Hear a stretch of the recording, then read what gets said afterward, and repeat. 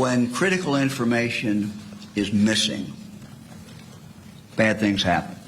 The governor taking another step toward reforming our state's gun laws. It's part of his 17-point plan to reform Ohio's gun laws after a mass shooter murdered 9 people in Dayton this month. Today, Governor DeWine announced his new plans to toughen background checks for gun sales in Ohio. Yeah, News 5's John Kosick joins us with more. And John, the governor carefully picked the details he wanted to tackle first.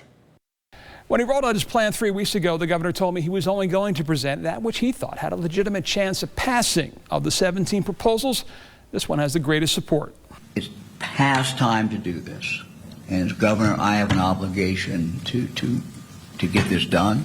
And what Governor Mike DeWine wants to get done is find a way to make that which already exists work better. When someone looks to buy a gun, state and federal systems are searched, but those systems are only as good as the information that is put into them. There's currently no law in Ohio requiring the entry of warrants for violent crimes and protection orders into these systems. This makes absolutely no sense. And check out these numbers they found. Right now in Ohio, there are at a minimum more than 500,000 open warrants in the state, but of that number, fewer than half, 217,000, have been entered into the state system. And of that number, only 18,000 have been entered into the federal system. So law enforcement outside of a person's county, or especially the state, would have no idea of an outstanding warrant, and neither would a legal gun dealer. The new measure would require that, and that courts enter final protection orders for stalking, domestic violence, and sexual assault within 48 hours of being issued.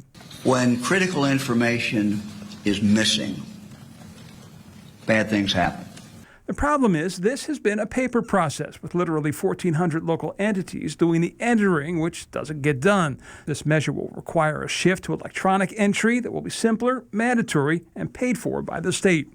And the governor said this is something that they have been looking at for years, and something that has safety implications beyond gun purchases, like for law enforcement on traffic stops, or something as simple as school districts making a hire. John Kosick, News 5.